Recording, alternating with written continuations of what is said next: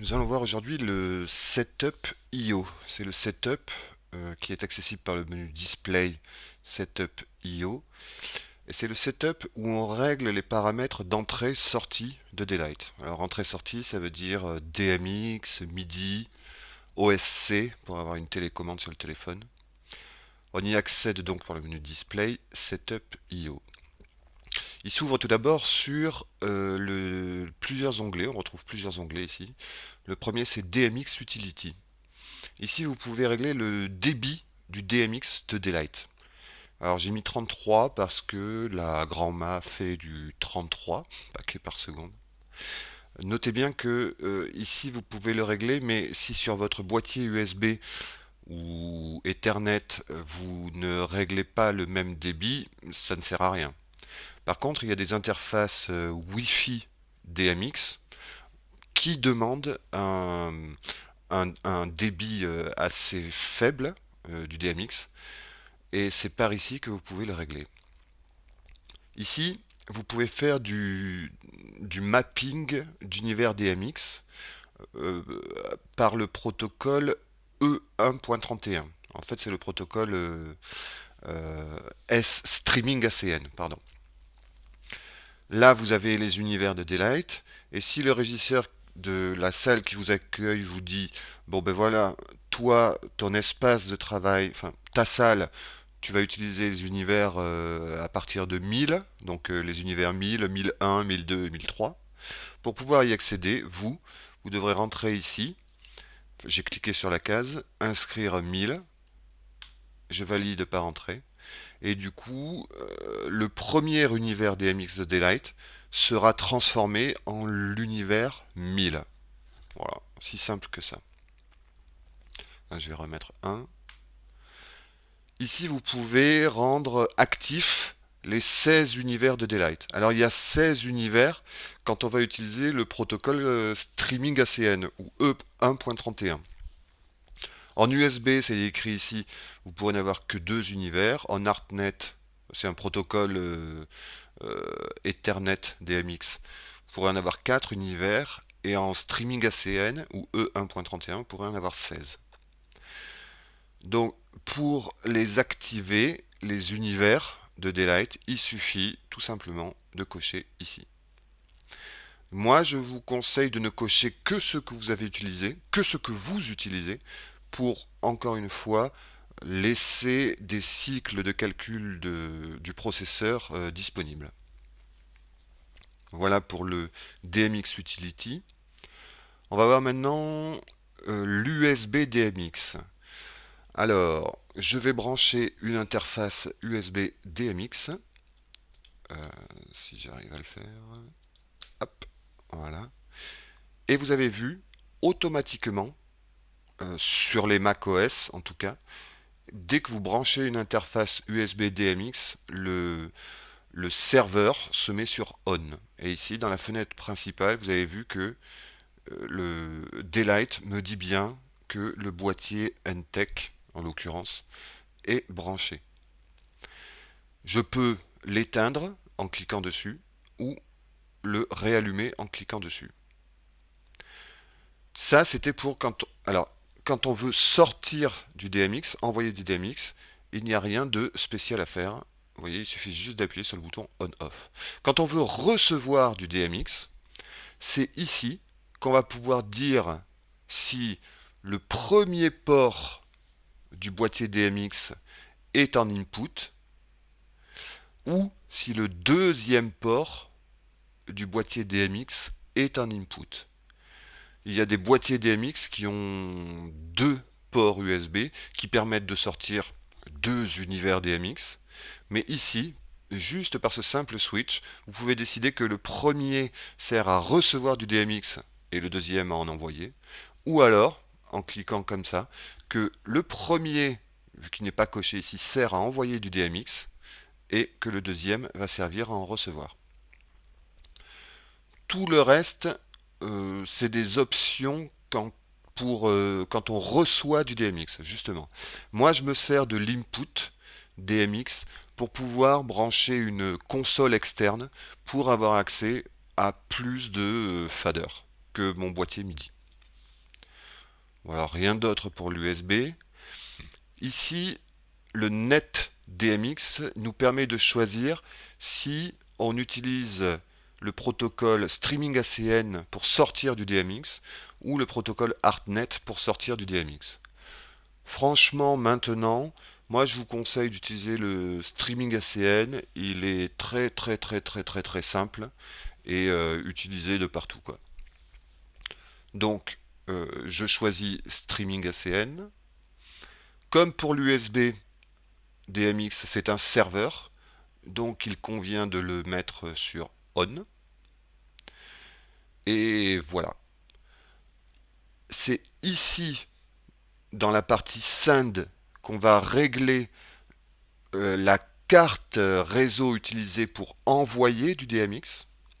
Alors ici, moi, j'ai que du Wi-Fi d'allumé, donc il ne me propose qu'une seule interface.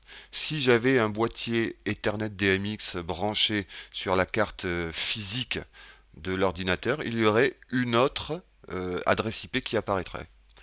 Et du coup, juste ce que vous avez à faire, c'est de choisir la carte réseau par lequel Daylight va produire du streaming ACN.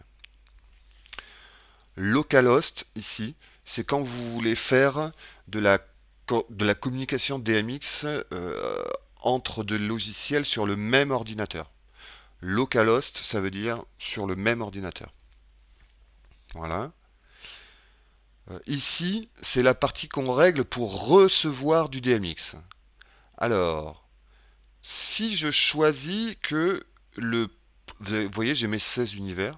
Si je choisis que le premier univers est en réception de DMX, je me suis mis à côté un petit daylight qui me permet d'envoyer du DMX.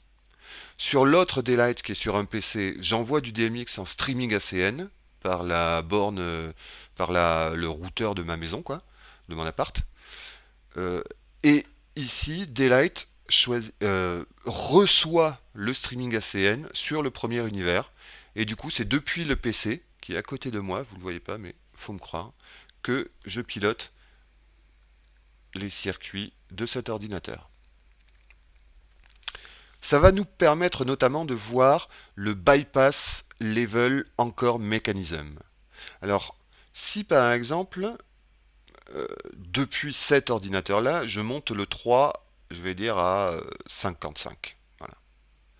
Et que le bypass n'est pas coché, depuis l'autre ordinateur, il va falloir que j'accède à 55 pour pouvoir après reprendre le contrôle dessus. Ça, c'est quand le level encore mechanism est coché.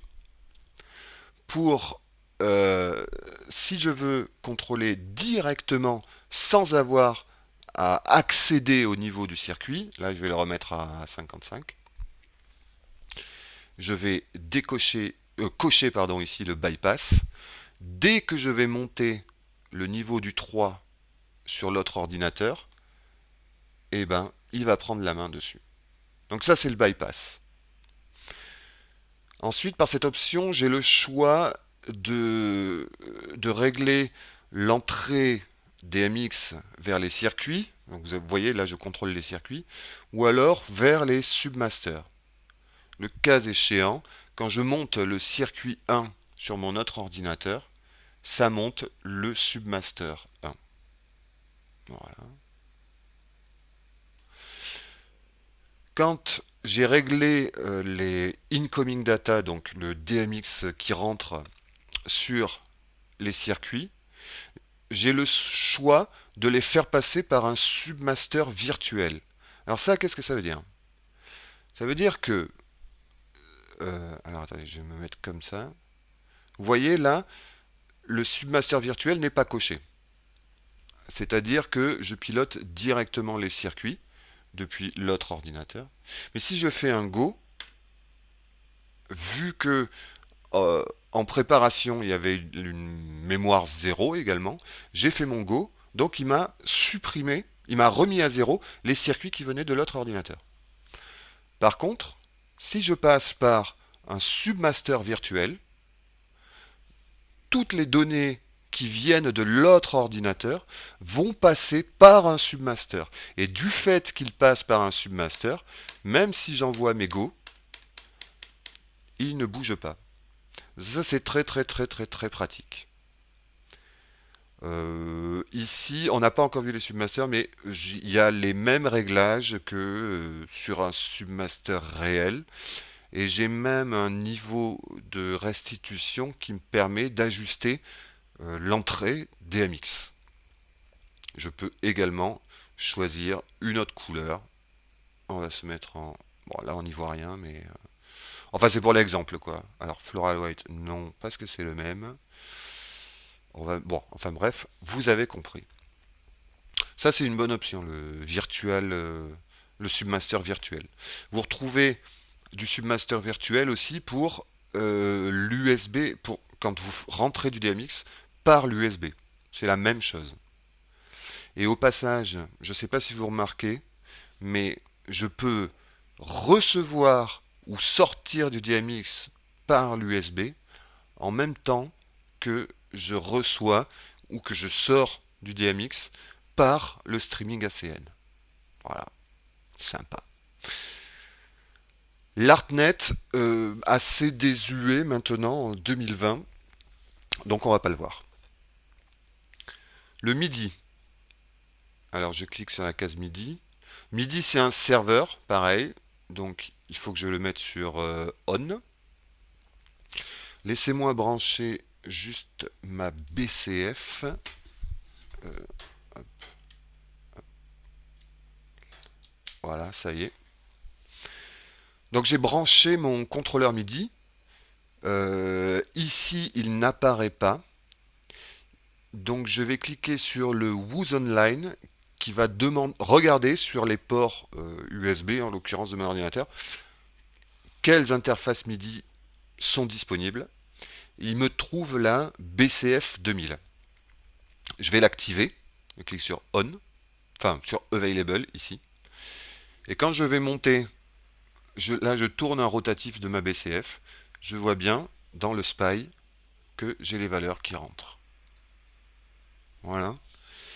Le gestionnaire IAC sur les Mac, c'est un serveur MIDI virtuel qui permet la communication entre les logiciels. C'est par le gestionnaire IAC que vous allez pouvoir recevoir des données de QLab, par exemple, quand le input est coché. Ou alors, quand vous cochez le output, envoyer des données à QLab. Par exemple, je dis QLab, mais ça peut être tout autre logiciel qui accepte du MIDI, comme Live, Milumine, etc. Faites attention, spécifiquement dans ce cas-là, où le gestionnaire IAC est coché en sortie et en entrée, parce que là, vous avez créé une boucle MIDI. Et ça, Daylight, il aime pas trop. Donc faites attention, surtout quand vous utilisez les gestionnaires, les serveurs MIDI virtuels, à pas faire de boucle MIDI, donc à cocher soit le input, soit le output. Vous avez des serveurs MIDI virtuels qui sont un peu plus avancés et qui permettent de faire du mapping MIDI assez intéressant, qui s'appelle Copperlan, C-O-2-P-E-R-L-A-N. Voilà pour le MIDI. Il y a d'autres options ensuite, mais bon, pour une présentation, on ne le verra pas. L'OSC. L'OSC, c'est un serveur, comme tout, il convient de le mettre sur On. Ici, je vois bien que je suis sur On. Et l'OSC, c'est un protocole réseau qui permet surtout, en tout cas dans le cas de Daylight, d'avoir une télécommande sur le téléphone. Alors, Daylight va recevoir sur le port 7000. Et il va recevoir sur le port 7000 de l'adresse IP de ma carte Wi-Fi. Si vous voulez connecter un téléphone, ici, alors déjà, il faut que l'ordinateur et le téléphone soient sur le même réseau. Et ici, il va falloir que vous inscriviez l'adresse IP du téléphone 192.168.1.31 et que vous lui donniez un port, que vous renseigniez en tout cas le port d'écoute du téléphone. Généralement, c'est 7001 et je valide ici par la case. Donc maintenant, là c'est compliqué dans le tuto de vous le montrer, mais je peux communiquer avec mon téléphone. Mais ça devrait faire l'objet d'un tuto à part entière, je pense. Rien de plus pour l'OSC, si ce n'est que c'est très très très pratique d'avoir une télécommande sur le téléphone. Vous avez également la possibilité de piloter le logiciel VLC, donc je pense que vous le connaissez tous, le logiciel VLC. Et là, ainsi que sur le wiki, tout est expliqué pour la configuration de VLC lui-même. Si je lance le mien de VLC, non, je l'ai pas là. Mais enfin, tout est écrit, ici, quoi. Voilà, un topo assez exhaustif du setup in-out dans Daylight.